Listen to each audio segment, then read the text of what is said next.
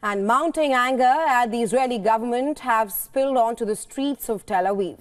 This comes after the Israeli Defense Forces mistakenly killed 3 Israeli hostages in Gaza, misidentifying them as threats. This has triggered massive demonstrations against Netanyahu for not doing enough to free the captives held by Hamas. Now, the hostages were believed to be either abandoned or escaped the Hamas captivity. All the hostages have been identified as males, and they were in the mid and late 20s. The IDF revealed that the hostages emerged shirtless and were holding a white flag to signify surrender. And demonstrations started on Friday night outside the country's military headquarters. They held signs with images of the hostages' face and messages such as "Get them out of hell." The demonstrators lambasted Netanyahu for his inaction on securing a new prisoner exchange deal.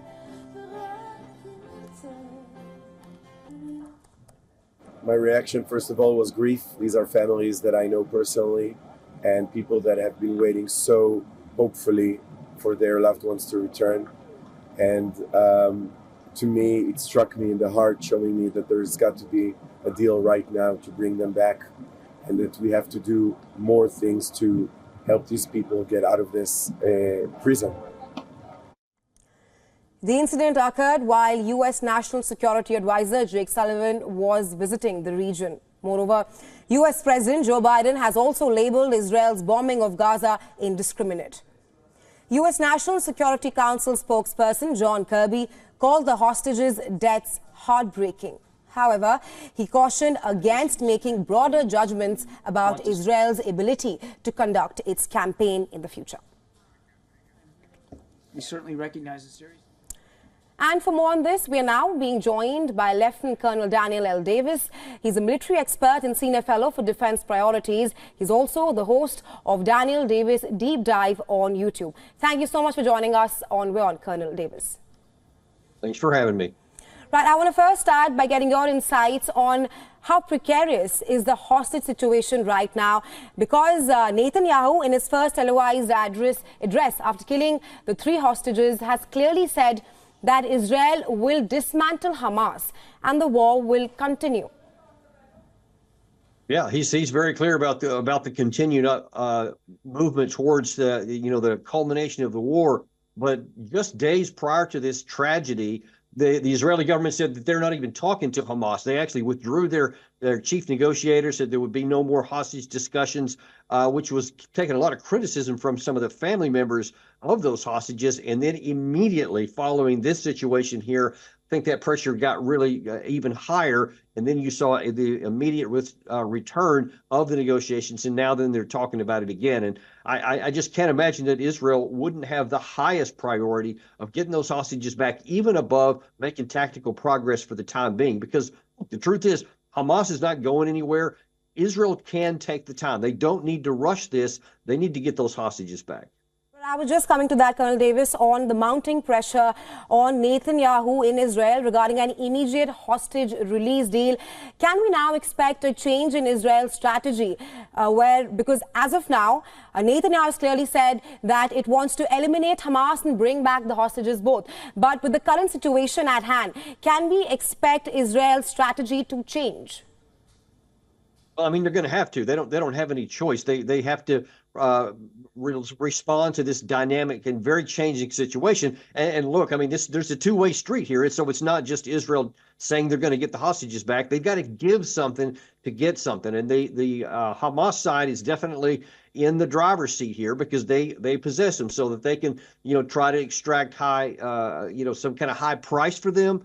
But I also would imagine that they would try to drag this out for a while. I would imagine they would give some here and then some more here and then maybe another couple of weeks. I think that anything they can do to try to drag this out, to try to get more pauses is what they're going to end up doing. But I don't think that strategically in the long term it's going to make any difference, but I do expect that it will take a long time.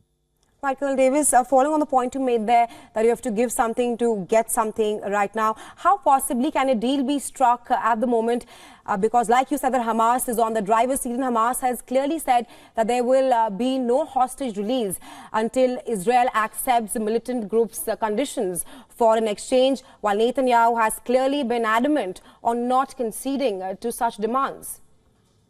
Well, I mean, I think that's just part of the negotiating process. I mean, they made similar claims before the first one, and you see that they ended up relenting on that. I think it's like so many negotiations, you come in with a high demand and a high ask so that you can, give away to get what you actually wanted. And what the Hamas side actually wants is they want some of their prisoners released, and then they also want to buy some time. So I think it's in their motive. Their benefit to continue to do this, because if they stay staunch and don't even give anything back at all and don't make any deals, well, then Israel's going to say, okay, we tried, and then they're going to continue on with the heavy bombardment. So I imagine that you'll see Hamas give in some of this, and there will probably be another round or two of hostages in the near future. Right, Colonel Davis, the Mossad chief also met with the Qatari Prime Minister, and Netanyahu in his address also hinted at negotiations coming underway. Are you optimistic regarding a ceasefire in the future? Well, if it's up to Israel, there won't be a ceasefire, period. They are adamant and just passionate even about having no ceasefire. They want to maintain the military pressure, and they don't want to relent anything on Hamas.